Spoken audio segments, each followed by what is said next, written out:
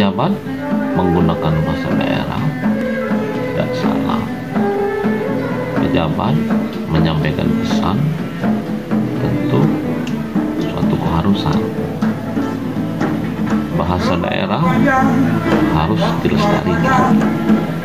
Bahasa Indonesia wajib digunakan sesuai dengan tempat, situasi, dan kondisi.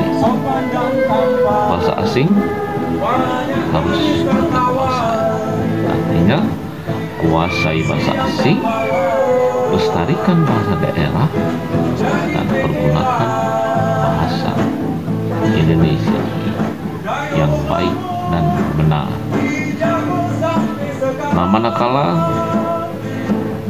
ada yang menggunakan bahasa daerah untuk sesuatu yang seharusnya itu menggunakan bahasa Indonesia, bagaimana kita menyikapinya? Undang-undang tentang bahasa sudah ada, di dalamnya diatur juga tentang bendera, lagu kebangsaan, termasuk juga dalamnya mengatur tentang bahasa Indonesia. Peraturan presiden juga sudah dikeluarkan,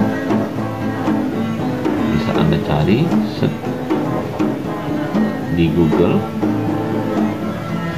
bagaimana aturannya, bagaimana kewajibannya, siapa saja yang wajib menggunakan bahasa Indonesia, kapan dia digunakan.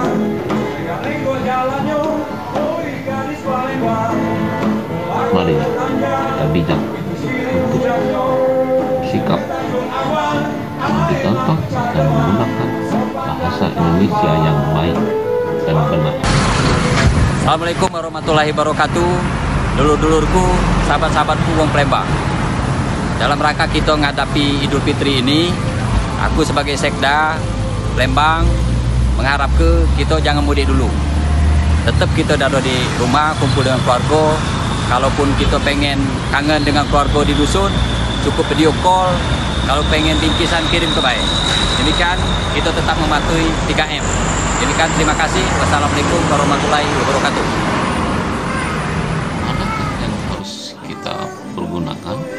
Bahasa Indonesia atau bahasa daerah? Atau kedua-duanya? Kedua-duanya pun bahasa Indonesia terlebih dahulu, diikuti oleh bahasa daerah, atau bahasa daerah terlebih dahulu baru diikuti oleh bahasa Indonesia.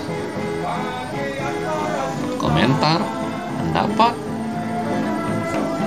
tanggapan dan respon pemerhati bahasa, pakar bahasa, lembaga-lembaga yang terkait dengan penggunaan, pelestarian dan pengembangan bahasa.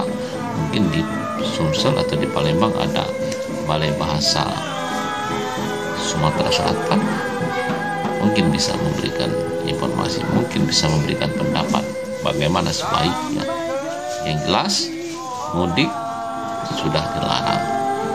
Yang jelas, selama masa pandemi kita harus taat pada protokol kesehatan terkait mudik, terkait ibadah, terkait belajar, dan terkait semua segi dan sisi kehidupan.